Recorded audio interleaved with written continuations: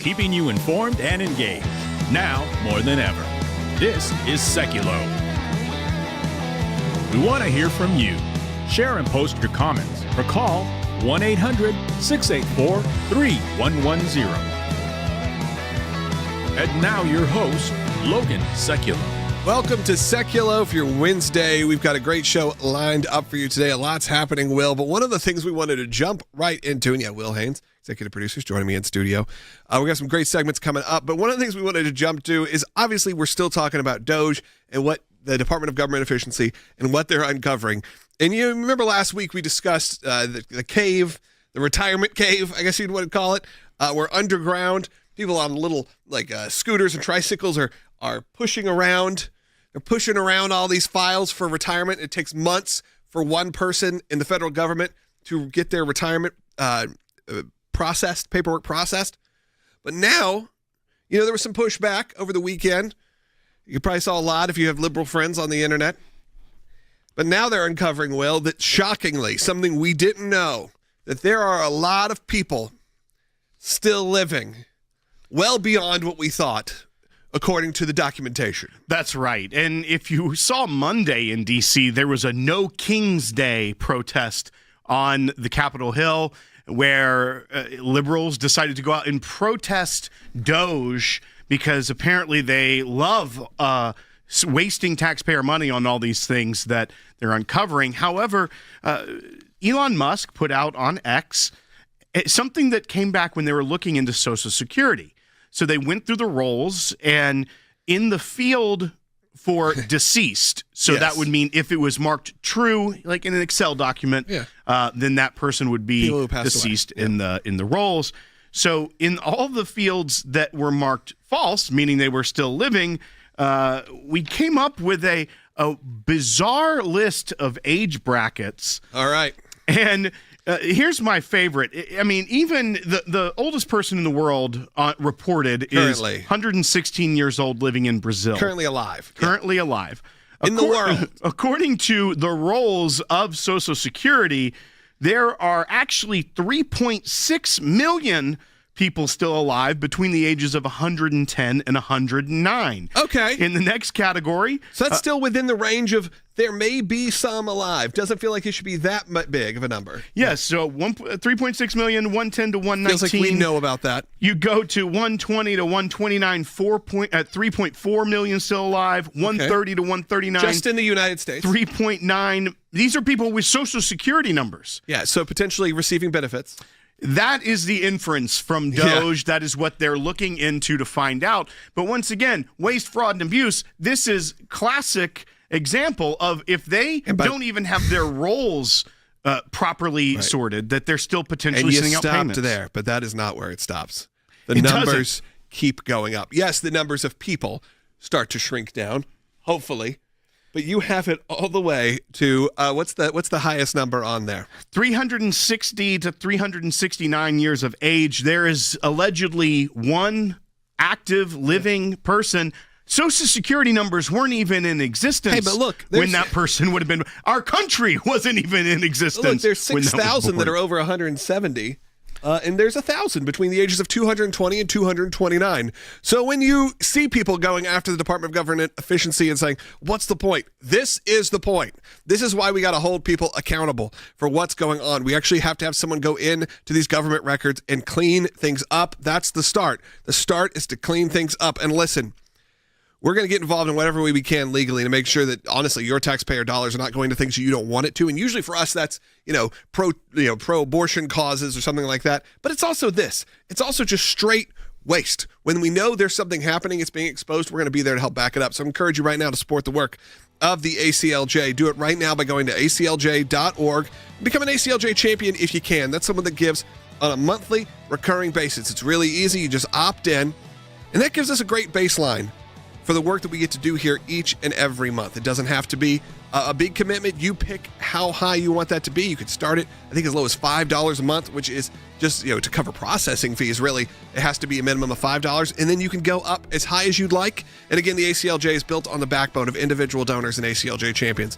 So I encourage you right now to go to aclj.org, and we'll be right back with more on Sekulow.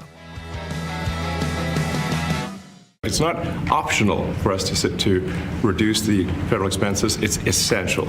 The media keeps asking the White House to bring receipts like they don't believe these programs exist. Oh, they do. These are the line items across the federal government that DOGE is identifying daily. They're moving very fast. There's a lot of paper that we can show you, but we're happy to do it. This administration has been more than transparent about what DOGE is doing. And here's one of their tweets that they posted about the mine. I believe this is in Pennsylvania, where the federal employee retirement system is being processed. Did anybody know this was even happening in our country before Elon Musk talked about it in the Oval Office yesterday? A lot of Americans didn't. So we are providing transparency and accessibility on a daily basis when it comes to DOGE. And I also have a DOGE daily report, if anybody would like it, on all of the things that they are identifying and finding. We're happy to provide this information to you. We're talking about it every single day. You tell me that we should be giving money to those things, those entities. I think you'll probably have to leave as a reporter because you're not very talented. There's no chance that there's not kickbacks or something going on. When you give millions and millions of dollars to somebody that stands to look at something for 15 minutes and walks away with millions of dollars, that money's coming back in some form. And that's only one form of corruption. The biggest thing is what they do to our country. They're taking massive amounts of money and spending it on items. I went through a list of 200 expenditures that were made, and I found 3 that looked like they were reasonable. The point is we are discovering this egregious misuse of American taxpayer funds. And yes, Jesse, we have the receipts, and I will continue to pull them at every briefing if they continue to ask, and we will provide that information. We have nothing to hide. Again, President Trump is exposing what the American people want him to do.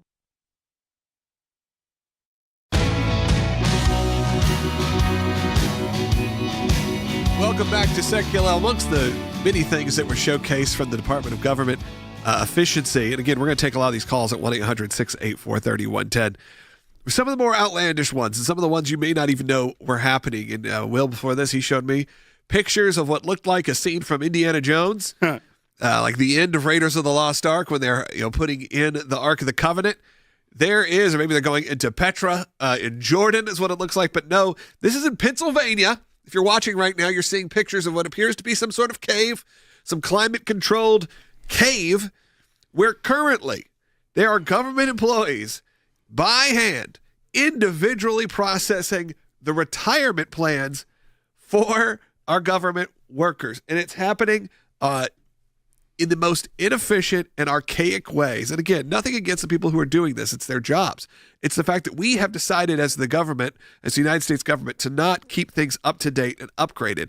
It's like when you call the IRS, you have an issue with them. They ask you to fax something. Just the idea of people having access still to fax machines on the regular, that is not what's happening. Of course, when you see these, now you know there's a cave in Pennsylvania that they're doing this. There's a bunch of people right now as we speak in a cave in Pennsylvania by hand, typing in all this information. How long did it say to process someone's retirement? That's right. So it can take over a month to process retirement because it is 230 feet underground. This is a mine. There's 700 workers in this old limestone mine. It is 10,000 applications per month is what they see. And it takes, by hand, they process. They have to fill out the information, process it. And the retirement process takes multiple months, not just a month, multiple months. They are stored in manila envelopes and cardboard boxes in this mine. And I believe Elon Musk said they could literally do anything, and it would be more efficient than what they're currently doing. The fact that we are operating as if it is still the 1960s or 70s, having to hand fill out everything.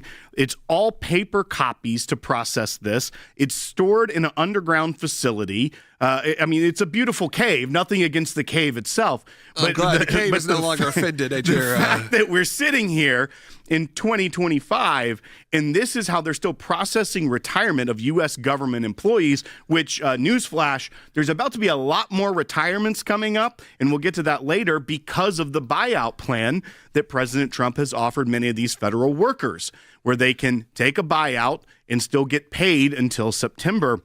But it is just egregious that this is how we're still operating. When I keep pointing back to the fact that DOGE is called the Department of Government Efficiency, and that is the key word there, efficiency. It's not just cutting waste, fraud, and abuse. That's the easiest segment they can go to first. But the fact that we're still operating in this manner, we've talked about it for a long time, how the IRS is still using fax machines to I had process to do things. it myself. Old IBM computers that and dot matrix printers, things that are technology that you can't even find by going to a store. Like you'd have to go to a thrift store and maybe find one for $5 to replace Maybe the in technology. Cuba. Right. Maybe in That's Cuba. how our government is still operating. So the efficiency, when the left says, are they even really saving money? Are they even really cutting these things? One, they are. But two, when you look at the ways that they can modernize the government, will save millions, billions of dollars for the U.S. taxpayer. I would go so far as to say it is immoral that we are using taxpayer dollars. We are wasting the resources of the American people operating our government as though it is still in the Cold War. Yeah. The website also launched at doge.gov. You can go look at that. It just launched yesterday. You can kind of follow along what they're doing. It's also an X account. Really, that's what you're seeing is sort of an X account. And then, of course, the savings, the workforce, all of that is there. It doesn't look like a government website. I'll be honest with you. Go to it. It looks like a very Elon Musk website, very black and gold, and it's cool. So you can go and do that. I want to take a call about this. Ronnie's calling from Arkansas, who's watching on the Salem News Channel, where we're live now from 12 to 1 p.m. Eastern Time on the Salem News Channel. Ronnie, go ahead. Yeah, I was just asking, are we still going to have to make good all of the things that DOGE found? What they found out, all the money that they funneled to all these different locations and different places. Yeah. I think Ronnie asked a very good question. Yeah, which is we're uncovering this, but are we saving? It's being uncovered. A lot of these contracts are being canceled immediately. Yeah. So they are not going to have to make good on these grants. But here's the problem. The left is trying to, and many of them are liberal states like New York, are suing President Trump and the administration to try and stop his funding freeze. They are trying to force Donald Trump's administration to continue to pay out.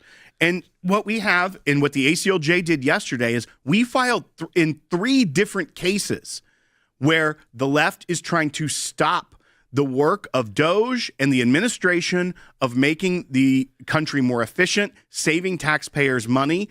And one is the funding freeze out of Rhode Island, a district court in Rhode Island where New York, the state of New York, sued Trump. We filed there yesterday, and our amicus argues that the case is moot because the actual suit is based on a memo from the Office of Management and Budget, which they rescinded.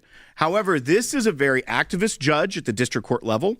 He is the one who put a blanket order on funding freezes, which then he is trying to say the administration is ignoring. They're in contempt of court. This is why the left is saying there's a constitutional crisis, because he went even further than just the funding from USAID.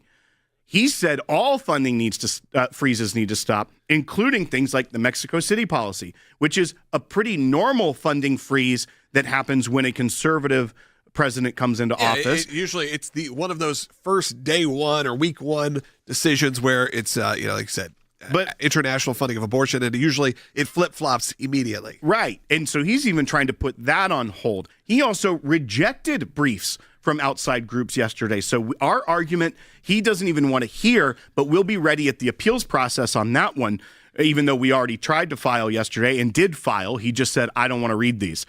But we had briefs accepted in 2 other cases. One was out of D.C. This is where a group was suing to stop DOGE from having access to the different agencies as they go around D.C. And we're arguing there, something the ACLJ has experts on, that there is a unitary executive, that the president is uniquely laid out in the Constitution as the branch of government. The executive branch is the president himself, and those agencies work for him. And we are arguing the president needs to be able to run the executive branch, not let courts or Congress step in and say, you can't run your agencies. And we also filed in New York against the state of New York there with a TRO that is in the same thing with DOGE. So your American Center for Law and Justice is getting involved here to ensure, as Ronnie was questioning, that these payments do stop, that we do stop just wasting Americans' taxpayer dollars, and also uphold the Constitution and allow the elected president to get in there and clean house. And this funding, a lot of it is very divisive issues. When you really flip through some of the stuff that's been uncovered, it's not all just government funding to humanitarian causes. It's very specific. A lot of these causes you would not want your taxpayer dollars going to. And of course, that's true for always when there's a president or an administration that you don't really fully agree with in office. But some of these are just getting swept under the rug, because that's what happens in Washington, D.C. A lot of keeping your head down and your funding will come through. How many of these grants and things that USAID couldn't even find a website or any proof that they existed, but the funding was happening? We're going to continue to take your phone calls in the next segment, 1-800-684-3110. We also have Harry Hutchinson joining us in the next segment. We're going to talk about that buyout plan for a lot of federal employees. I want to take a quick call, though, because people have been wanting to know about all these updates on the confirmations. Let's go to Bobby in New York on line 5. Bobby, go ahead. Hi, from Niagara Falls on the American side. By the way, I want to point out that your voice and Jordan's are so similar. If you wouldn't say your names, I wouldn't know who was who. I wonder if you look alike. But my question is, I'm very worried about the Kash Patel nomination failing because they're bringing up new stuff about him. I want to know what you think. Does he have a ghost of a chance? Oh, he definitely has a chance, Bobby. I think that if you see where Bobby Kennedy and Tulsi Gabbard ended up, I think that means we are headed towards a Kash Patel confirmation. He is out of committee. Is that correct? Correct. So that vote finally happened. They did delay it, but it did happen. Yeah, the Democrats used some rule tactics within the Judiciary Committee and were able to delay the committee vote by a week.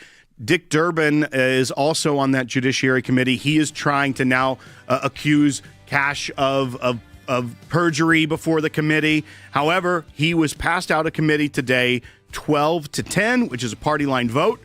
And as early as next week, he will be up for full confirmation. I think, especially after Tulsi and Bobby Kennedy, that Kash Patel actually has the easier route to confirmation than those two did. Yeah, so sure. I'm not concerned about it at this point. Yeah, so hopefully that gives you a good update. Of course, Bobby Kennedy has been confirmed. And that will he'll be your new Health and Human Services Secretary tonight, likely. Before you hear from us again, I've said that before, I'll say it again, 1-800-684-3110 to have your voice heard on the air. I'm encourage you also, as the ACLJ takes action on a lot of these issues, including supporting the DOGE department, making sure that things that you do not want to be funding are not happening. Go to aclj.org. Vice President J.D. Vance, quote, if a judge tried to tell a general how to conduct a military operation, that would be illegal. If a judge tried to command the attorney general and how to use her discretion as a prosecutor, that's also illegal. Judges aren't allowed to control the executive's legitimate power. We're talking about fraud, waste, abuse. And when a president can't look for fraud and waste and abuse, we don't have a country anymore. So we're very disappointed with the judges that would make such a ruling. Trump is trying to restore what the founders had in mind, what Alexander Hamilton called the energetic executive. And maybe we've had 4 years of a comatose president, so people are unused to seeing what an energetic executive is like. And one of the areas that the president has more discretion and leeway than his critics think and these judges think is in spending. I think we do have a constitutional crisis, and it's being caused by these judges. They're not here to tell us. They're not here to tell us how to spend the money. They're not here to set broad federal policy. That is the president's job as elected by the people. This is entirely within the purview of the executive branch. What they're looking to do, Elon Musk and the DOGE crew are going in looking for waste, fraud, and abuse, looking to ferret out ways that we can stop this problem that's landed us $36 trillion in debt with no easy way out. These federal judges, however, have gone too far. I think that they are really butting up against Article 2, the inherent powers of the presidency. There's a lot of talk about the constitutionality of Donald Trump's actions. I would say the conversation really should start shifting to the constitutionality of the judiciary, because in a situation like that, for instance, they are blocking a co-equal branch's function. What shouldn't happen is for courts to try to get in the middle of it and then say, we're going to enjoin the president here, we're going to allow him to do this, not allow him to do that. I think that's intruding into energy executive, which is what the American people voted for last November.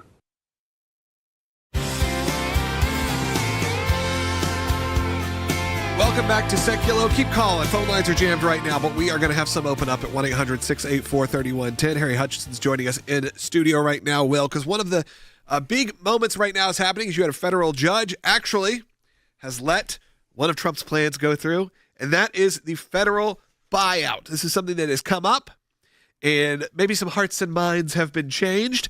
This is obviously the plan that said, hey, you can go away. You can get paid for 6 months. We don't want you here anymore. We don't need you. If you want to leave, please leave, and we'll even pay you to leave. That's right. So the buyout plan, as you just eloquently described, that's probably that was a direct quote. Is that you can accept basically an early retirement or a resignation, and you're paid through September. So for some workers, if they were close to retirement, depending on paperwork, as we've already discussed, they could get paid longer if they were up for early retirement. They decide to take the resignation and move forward. But labor unions representing government employees stepped in. They sued in Massachusetts, and they were trying to get this blocked, saying that this was unconstitutional. But a judge originally, he was appointed by Bill Clinton, George O'Toole Jr., out of Massachusetts, a district court in Massachusetts, originally put a TRO, temporary restraining order, on this while he looked at this issue. So it kind of paused the deadline that the Trump administration had given for this buyout for a few days while he looked at it. In what is surprising maybe to a Clinton-appointed judge out of Massachusetts, he threw out the plaintiff, the union's claim here, because, Harry, he said the union didn't have standing to bring the case, but also went another step further, saying that if those that were harmed, so the employees that the union was representing, were wanting to bring the case, it wasn't like, okay, go refile. There's actually, under the Administrative Procedures Act, a law that dictates you have to go through the administrative process first before coming to federal court. So what's your read on this ruling by this judge? Victory for the Trump administration, but the ruling and the language used by this judge here. Well, I think the judge is correct, but it's important to keep in mind that the judge was mistaken when he issued the temporary restraining order initially. Basically, we should look at the Constitution. Under the Constitution, the President of the United States is equipped with all executive branch power pursuant to Article 2. And so what we have seen is the exercise of an unconstitutional amount of power by an Article 3 judge who essentially has interfered with President Trump's legitimate power. That's number one. Number two, we should keep in mind that John Fitzgerald Kennedy, as president, made a mistake by allowing federal employees who were already protected by civil service to unionize. That makes things more cumbersome. And what are labor unions? Labor unions, in essence, are another special interest group. And I'm not saying all special interest groups are wrong, but they basically can interfere with the exercise of the levers of power, particularly if you look at the federal government, which has operated inefficiently for the last 40 to 50 years. So if you think about it, neither of you were born when the federal power became exercisable inefficiently. And it's only gotten worse, and that harms the American people who have to pay taxes so that these employees can exercise their quote-unquote powers inefficiently, in a cumbersome manner. Right. And it's throughout the United States. More likely than not, we could cut federal employment by about 75%.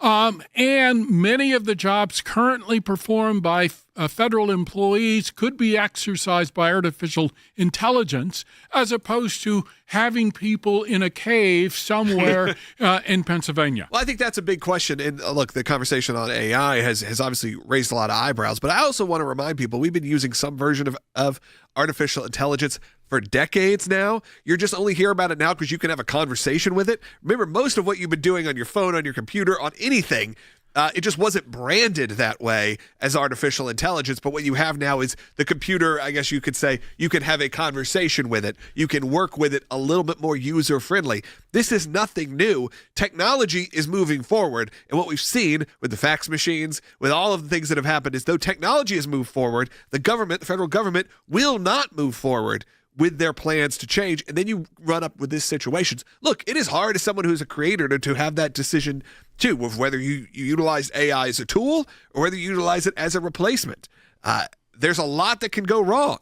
But again, as you said, it can be scaled down a lot. And that's not to say every union or every collective bargaining is part of that. I think there's some of that that's absolutely needed for certain departments, for certain industries, that you need that to make sure you are protecting the employees. That's not always the case, though, when the federal government is involved. Well, and I think your point to that we've been using some form of artificial intelligence, spell check itself in a Word document is an artificial intelligence. It's predicting what you meant to say, misspelled, and corrects it. So, I mean, we've been using that for decades.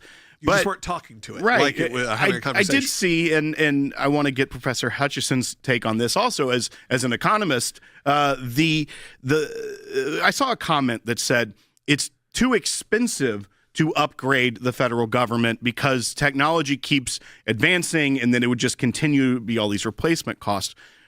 Even if we were at 90s level technology within this cave, we would be saving millions and potentially billions of dollars a year. I think we got to stop for a second.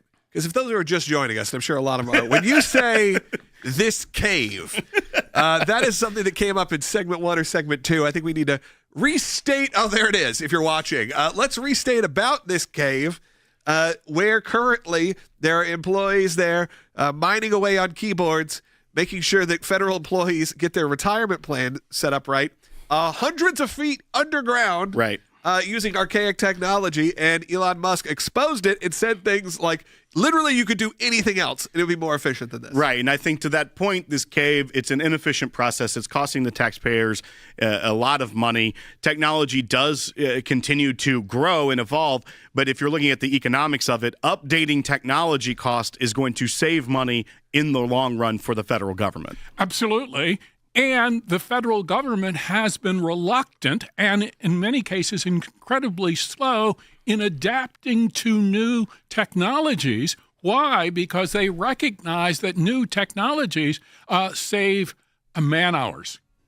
Yep, absolutely. Hey, we only got about a minute left here in this segment and in the first half hour. If you want to join us for the second half hour, we are continuing our live coverage. Do that right now. Go to aclj.org. Watch on YouTube. Watch on Rumble. Watch on the Salem News Channel. Available on Pluto. Available on Samsung Plus. You can find the show broadcasting live there. And, of course, archived later on all those platforms as well. On the podcast feed, just search Sekulow. Or make sure you're subscribing on our YouTube channel or Rumble. You'll find us there. You can always go to aclj.org for great information. And, of course, a great time to support the work of the ACLJ because we're getting involved in so many of these matters right now. You can do it. Go to aclj.org. Make your donation today.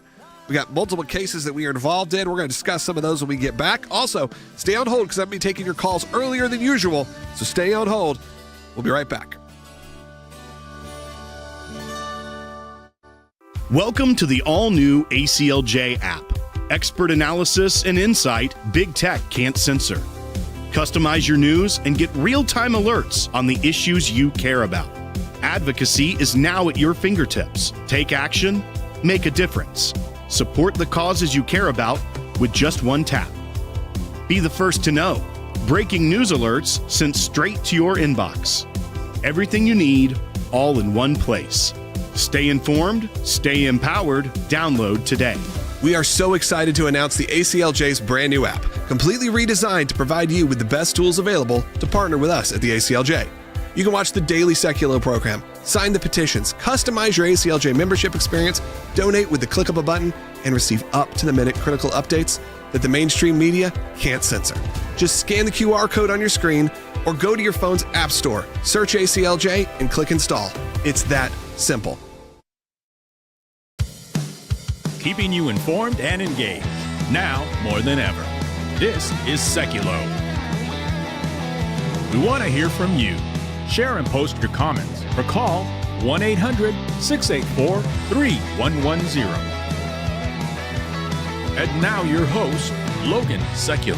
Welcome to Sekulow for your Wednesday. We've got a great show lined up for you today. A lot's happening, Will. But one of the things we wanted to jump right into, and Will Haynes, executive producer, is joining me in studio. We got some great segments coming up. But one of the things we wanted to jump to is obviously we're still talking about DOGE and what the Department of Government Efficiency and what they're uncovering. And you remember last week we discussed the cave, the retirement cave, I guess you'd want to call it, where underground people on little scooters and tricycles are pushing around. They're pushing around all these files for retirement. It takes months for one person in the federal government to get their retirement paperwork processed. But now, there was some pushback over the weekend. You probably saw a lot if you have liberal friends on the internet. But now they're uncovering, Will, that shockingly, something we didn't know, that there are a lot of people still living well beyond what we thought, according to the documentation. That's right. And if you saw Monday in D.C., there was a No King's Day protest on the Capitol Hill where liberals decided to go out and protest DOGE because apparently they love wasting taxpayer money on all these things that they're uncovering. However, Elon Musk put out on X something that came back when they were looking into Social Security. So they went through the rolls, and in the field for deceased, so Yes. that would mean if it was marked true, like in an Excel document, then that person would be deceased in the rolls. So in all the fields that were marked false, meaning they were still living, we came up with a bizarre list of age brackets. All right. And here's my favorite. I mean, even the oldest person in the world reported Currently. is 116 years old, living in Brazil. Currently alive. Currently alive. In the world. According to the rolls of Social Security, there are actually 3.6 million people still alive between the ages of 110 and 109. Okay. In the next category. So that's still within the range of there may be some alive. Doesn't feel like it should be that big of a number. Yes, so 3.6 million, 110 to 119. Feels like we know about that. You go to 120 to 129, 3.4 million still alive, 130 to 139. Just in the United States. 3.9. These are people with Social Security numbers. Yeah, so potentially receiving benefits. That is the inference from DOGE. That is what they're looking into to find out. But once again, waste, fraud, and abuse, this is classic example of if they don't even have their roles properly sorted, that they're still potentially sending out payments. And you stopped there, but that is not where it stops. The numbers keep going up. Yes, the numbers of people start to shrink down, hopefully. But you have it all the way to what's the highest number on there? 360 to 369 years of age. There is allegedly one active living person. Social Security numbers weren't even in existence. Hey, but look, when that person would have been. Our country wasn't even in existence. Look, there's 6,000 that are over 170.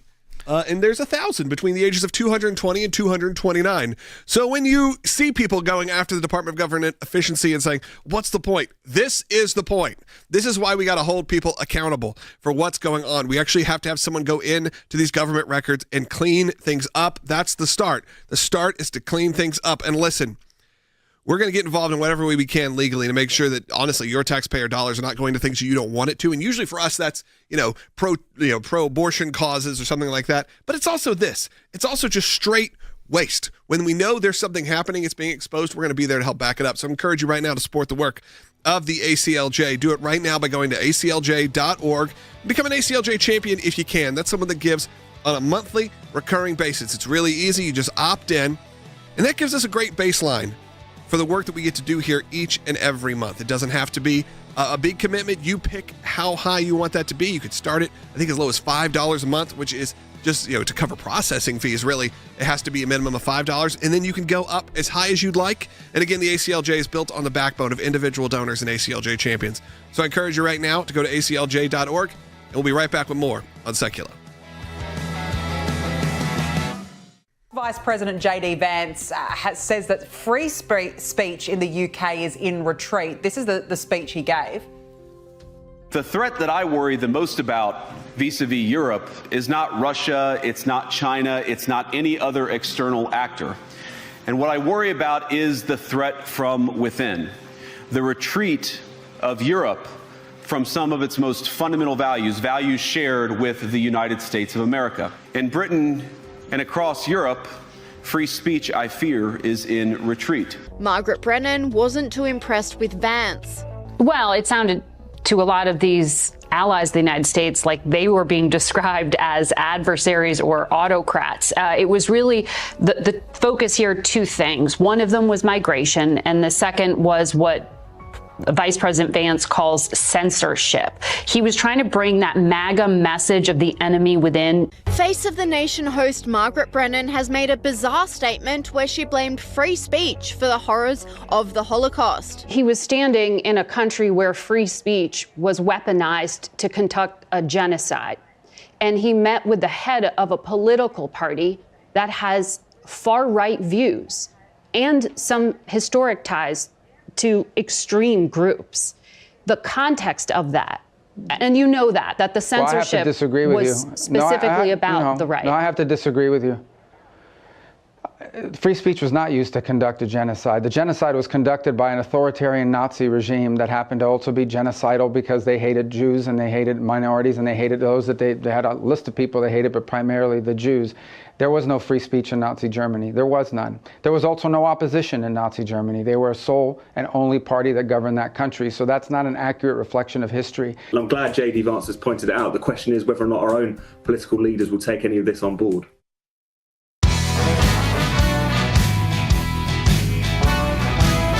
Welcome back to Sekulow. We have Jeff Balaban joining us, member of the team and heads up ACLJ Jerusalem. But we're having Jeff on, though it definitely ties into what is happening in Israel. Because, Jeff, a lot of people don't know your history in the world of business news and of what's going on. And you were really a high-level executive there at CBS News, where this moment happened. And before we get to you, Jeff, I think we got to reset it for people who are just joining us right now. Let's play that clip one more time. This is the clip again from Face the Nation just yesterday. Take a listen. Well, he was standing in a country where free speech was weaponized to conduct a genocide. And he met with the head of a political party that has far-right views and some historic ties to extreme groups. The context of that was changing the tone of it. And you know that the censorship I have to disagree with was you. specifically about the right. No, I have to disagree with you. Free speech was not used to conduct a genocide. The genocide was conducted by an authoritarian Nazi regime that happened to also be genocidal because they hated Jews and they hated minorities and they hated those that they had a list of people they hated, but primarily the Jews. There was no free speech in Nazi Germany. There was none. There was also no opposition in Nazi Germany. They were a sole and only party that governed that country. So that's not an accurate reflection of history. And you have those kind of moments that happen. And again, Jeff Balaban's joining us. You know him on this broadcast, the head of ACLJ Jerusalem, but Jeff was the senior vice president at CBS and head of communications of CBS News. So someone who knows the insides of what happens in these kind of news bureaus and how this is all taken. Jeff, I'd love to get your thoughts. Well, it's not as though CBS News was ever a right-wing news organization. Even when I was there, CBS News leaned left. And I would say leaned profoundly left. But what's happened since then, I know that they really, like many places in corporate America, they imported what's a DEI mentality. And a colleague of mine who was also at CBS at the time I was there has written about this because he was there after I left, that things went from bad to much, much worse. And on this specific issue, let me be very clear. It's not only that it wasn't free speech, it was worse than that. What Brennan's really showing is the danger of a media that aligns too closely to a political agenda, because that's what we really had in Hitler's Germany. What you had was a media that was not free at all. It was a media that just was lockstep and under the thumb of a totalitarian regime. And they used the media to demonize different peoples, including the Jews, to the point where it became acceptable to exterminate those people.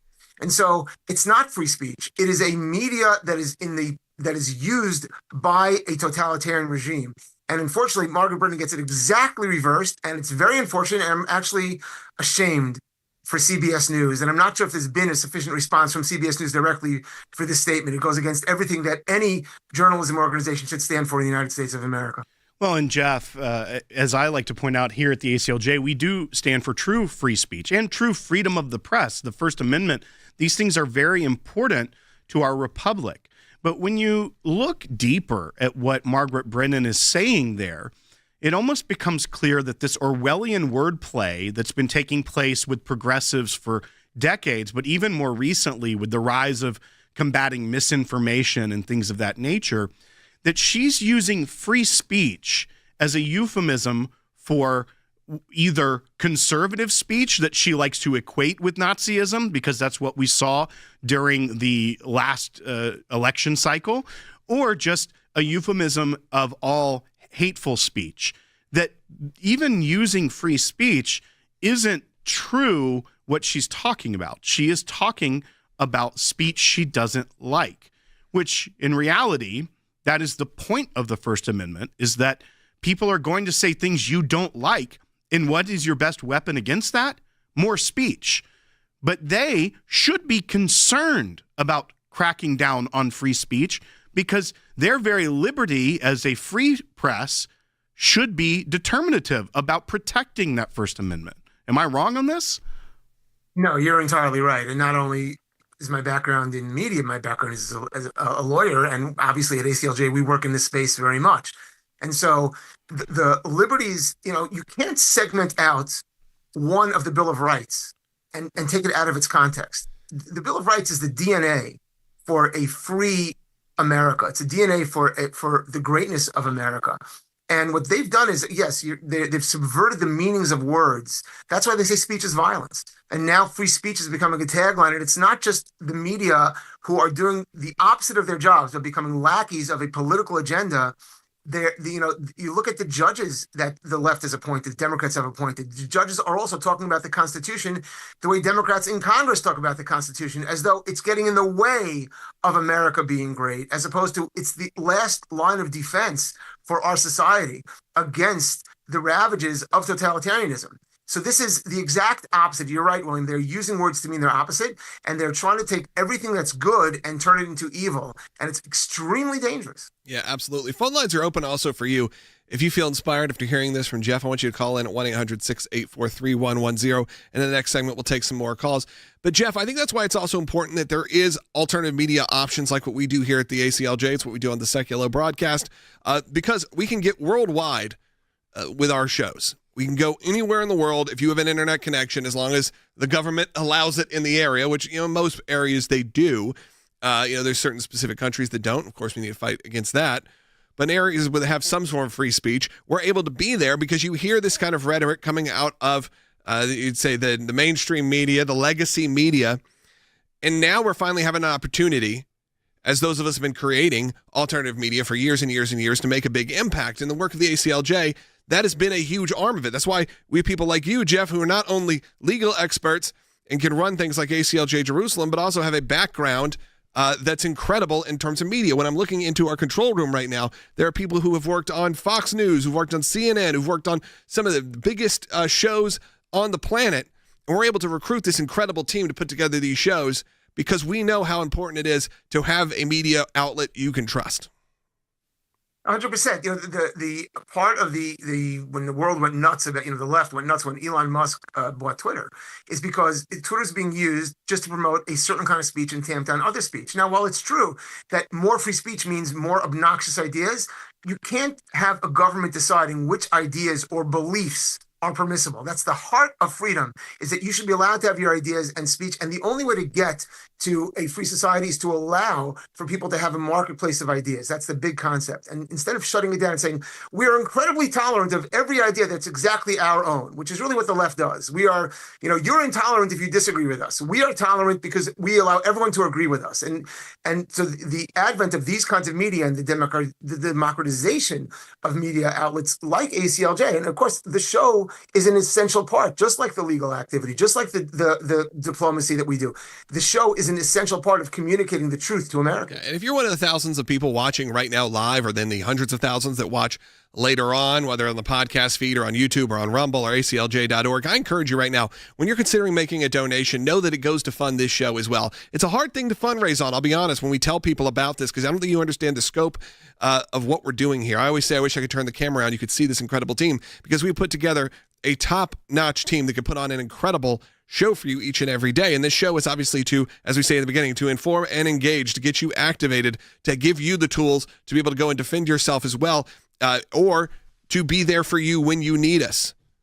So I encourage you, when you're considering, maybe I don't care that much about the legal side of the ACLJ. Maybe I just like the show because it keeps me updated. I like them as my news source. That's a great way to support the work as well, because we are not funded by major sponsors. We are only funded by individual donors who give.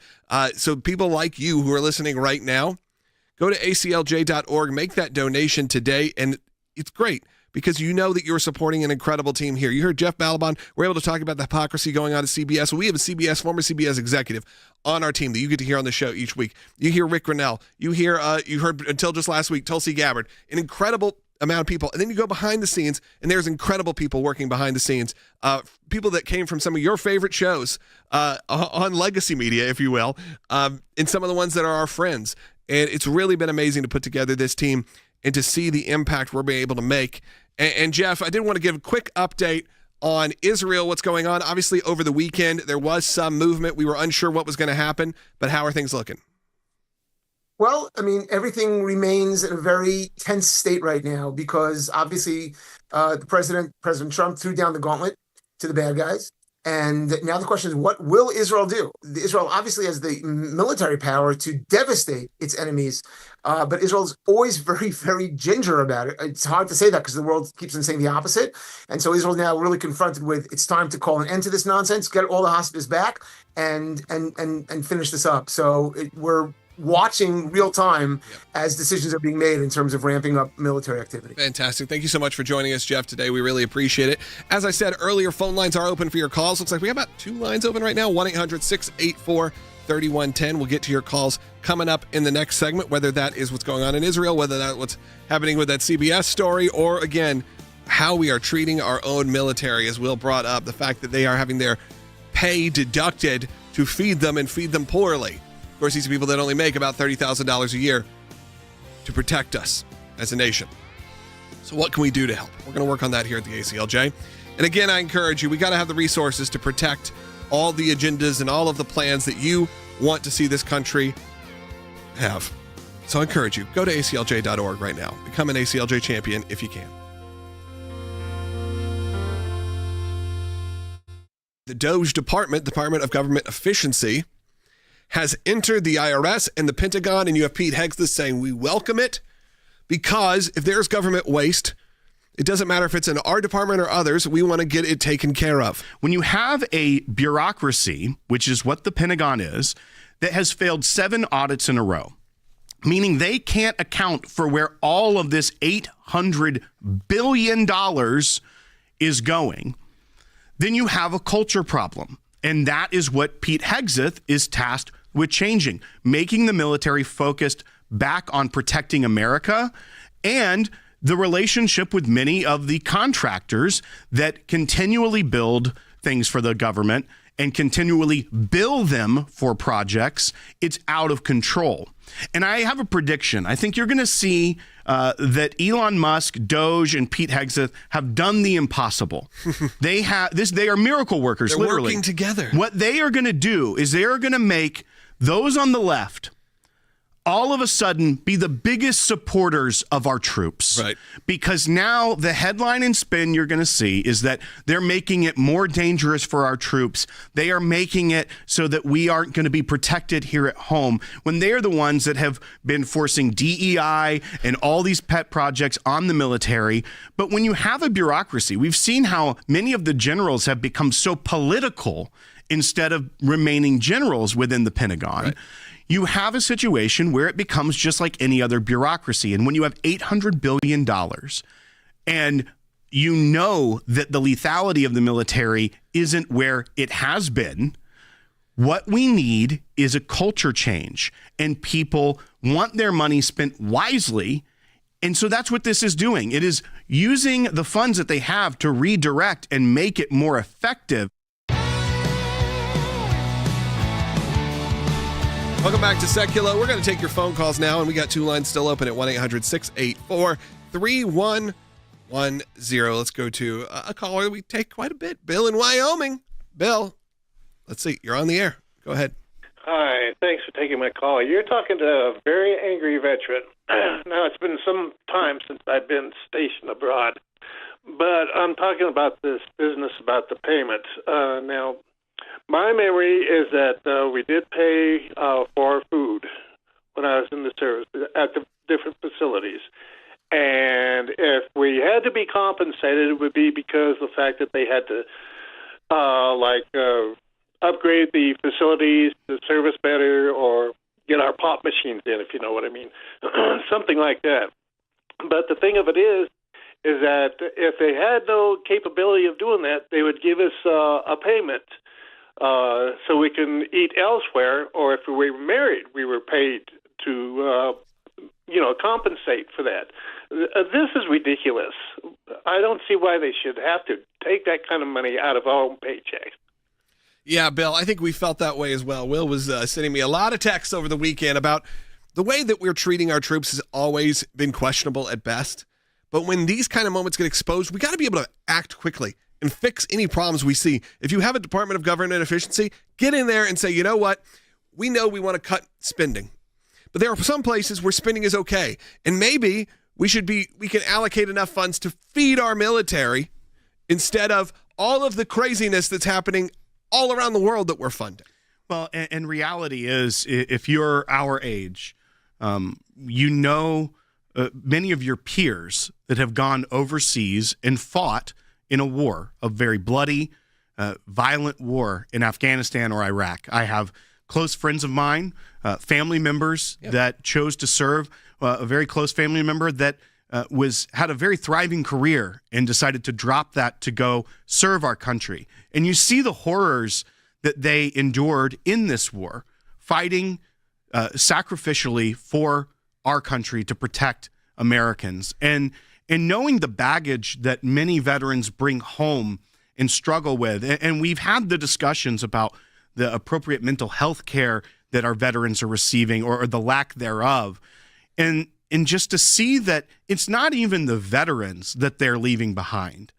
They're forcing the low-level enlistees to pay automatically deducted $460 per month out of their paycheck that is then gone to allegedly feed them. But the bulk of that is going back to the Pentagon to spend elsewhere. Yeah. That is a tax, an extra tax that we don't have to pay. Yeah. The soldiers themselves are paying. That's devastating to me. Think about if you maybe have a student in a private school. A lot of times there's meal plans that you can sign up for. And those meal plans are, yes, they could be $400, $500, $1,000 for the semester to feed 5 days a week, real food, not lima beans and toast. So you know that those funds are being misused, because you could be able to do a similar situation. By the way, I think we should just be able to cover it. I think we should financially say, as taxpayers, there are things taxes should go to. That's one of them. Easy. I don't think you'd have a lot of pushback on that. And if you did, then maybe you need to question some of your elected officials. Because if we're going to have any government spending, which of course you're going to, that's one of the top ones we should be doing. Phone lines are open. This is kind of your last chance to call in. 1-800-684-3110. 1-800-684-3110. 10. If you're watching online right now, thousands of you are. I'm going to encourage you, if you're brand new to YouTube or Rumble, hit that subscribe button. It really does help us out a lot. Over 465,000 of you join us on YouTube alone. So know that you're making a huge impact and difference. If you're brand new and you're not really feeling like donating yet, you want to get to know us, it's a great way to support the work, support what we do here, support these kind of messages, help it get into the algorithm for other people. Subscribe now on either YouTube or Rumble. Let's go ahead and take another phone call. Chuck's calling in Virginia on line 1, listening on ACLJ.org or watching on ACLJ.org. Great place you can do it, or you can get the new ACLJ app. I see some people in the comments talking about the app. It's available right now in the App Store. Chuck, you're on the air. I'm a Cold War vet. I did 11 years in the Army. I was a dining facility officer twice, both Thank you. CONUS in the United States and in Germany. And what you see on that plate is a failure, an absolute failure of the chain of command. The only way that should ever have occurred is if they're in a wartime constrained environment. Yeah, exactly. If you thought this was in, a tent somewhere in a situation where they had limited rations and everything like that. But no, you could see this is like on a tray in a cafeteria. That's right. And Chuck, that's in the United States. That's on Fort Carson in Colorado. It's not even overseas where maybe they had some disrupted supply chain. Go to the grocery store. That is here in the United States. And it makes it even worse. Not that they were over budget. It's the fact that that base itself collected in the last fiscal year $22 million from soldiers and only spent $5 million of it. Specifically for this? Specifically from that food paycheck system, they collected $22 million and only spent on food $5 million of it for the soldiers. And when you take the top line number across the bases that were analyzed, it's not every base, $151 million that were taken from soldiers were spent elsewhere. That is unfathomable. That is a huge failure. And once again, it's why such change has been called for from the Trump administration, from Secretary Pete Hegseth, and from agencies like DOGE, is to get this fixed. The priorities are misplaced and have been for a long time by bureaucrats, leadership in these agencies that are too focused on where they can spend money instead of focusing on the mission. Yeah, so when you see your friends posting on social media, how dare they cut USAID and USAID, and look, they're going to stop feeding children in other countries. They're going to stop feeding. Look, we all know that's just liberal propaganda talking points, so that's not actually what's happening at all. But how about you have that as your counter argument immediately? How about we start feeding our own nation's military, our young people who decide to serve our nation voluntarily, to put their life on the line? Should we start there? Maybe that's where the funds could go. See what they say back. And we got to figure out how we can help support this and get this help pushed through, because we need this to be fixed. And we have to bring it to light, because it may not be the number one story you're going to hear. That is why there's great options like us here at the ACLJ and on the Sekulow broadcast, because we're able to bring these to your attention. And then the ACLJ team is able to get into action. So we get our legal team involved. We get everyone involved, media, legal, all sides, to really represent your point of view, your wants, your needs, and of course we can represent you as well. So if you ever need legal help and it's within our scope, all you have to do is go to aclj.org/help, fill out a quick form. And again, if it's within the scope of the work that we do here, you get attached to a lawyer immediately at absolutely no cost. But it's only at no cost because people like you who are watching and enjoying this show give and support. We're not funded by big sponsors. Even if you're hearing those sponsors on the radio, if you're listening on radio, not much, if any of that, goes to us. That goes to your local station or to your network. And it certainly is not enough money to fund the entire operation that we have here. That all comes from you, our listeners, our viewers, our supporters, our ACLJ champions. We got to protect the unborn. Got to uphold liberty. You got to defend Israel. All of these things need your support urgently. Make your tax-deductible donation right now. And if you can, I encourage you, kick off February, become an ACLJ champion, and say, hey, I'm going to give monthly on a recurring basis. Of course, you can cancel at any time. But do that on aclj.org or scan the QR code, and we'll talk to you tomorrow.